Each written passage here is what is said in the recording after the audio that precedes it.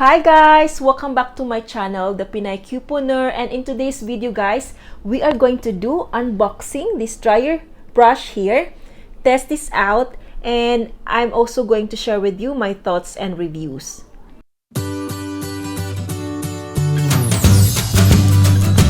So I got this dryer brush here guys in CVS for only $6.49, and original price for this is $41.49. So if you haven't watched my CVS haul for the week of November 14 to 20, I will link it in the description box below guys. Check it out on how I got this for only $6.49. But for now, let's start opening this. So this is Infinitipro Conair with the Nut Doctor Flexolite bristles for painless detangling. All-in-one smoothing dryer brush. Dry and style all hair types. See guys. So here are pro tip, you can handle it. Use handle without attachments to remove excess moisture from hair before styling. And at the back of the box are the descriptions. Natictomy made simple. 136 Flexolite bristles, just the right number. Spaced just the right way for painless detangling. Epoxy tips for comfort. And then perfect design. Paddle brush with silicone cushion. Paddle is ideal for smoothing and adding shine to all hair types and lengths. Dry plus style. Do both in one step for a salon blowout at home. Then eliminate frizz. It has powerful ion generator. Leaves hair silky smooth and frizz free. Heat for every hair type. Select cool, low, or high heat, or select cool shot to lock in your look. Convenient and compact. Removable attachments for storage and travel. High performance, 1000 watts of power and single voltage. See?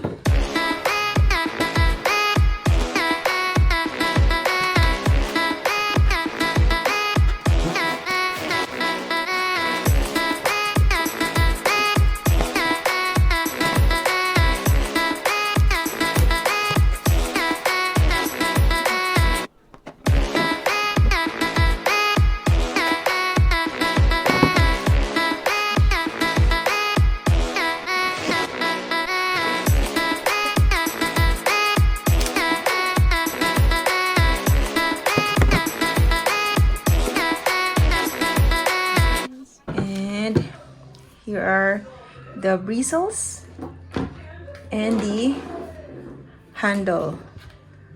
So just have to attach this, push down, and you hear the click, so it's all set.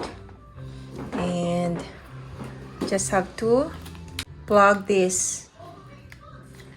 And then there's off, cool, low, and high temperature. Here, and this is the release lock. See,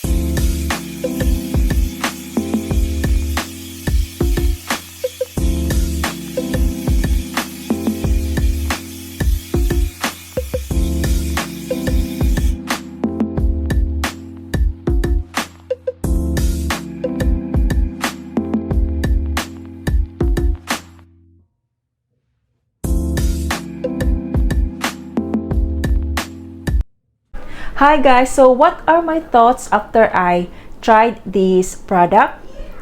A little disclaimer, everything I say in this review is based on my own personal opinion and experience. So I'll start with the pros. First is the price. I got this for only $6.49 in CVS guys because there was a deal. And the original price was $41.49. This is really a great deal guys. $6.49 for this dryer brush. It's a steal. And the color combination, I like the black and the pink combination. Next, it's really lightweight. See guys, and easy to store because it can detach easily like this, and it does not require more space. Next, it does dry my hair. It really does its function to dry your hair at the same time brush your hair. And for my cons, I was really expecting too much based on the box description guys, and I didn't really check for the reviews before buying this, but I saw the deal so I just grab it. First guys, the handle is really big for my hand and it's really hard to brush my hair. Next, my hair is really dry and so frizzy and not smooth, contrary to the description in the box guys. See, perfect design here. Paddle brush with silicone cushion. Paddle is ideal for smoothing and adding shine to all hair types and lengths.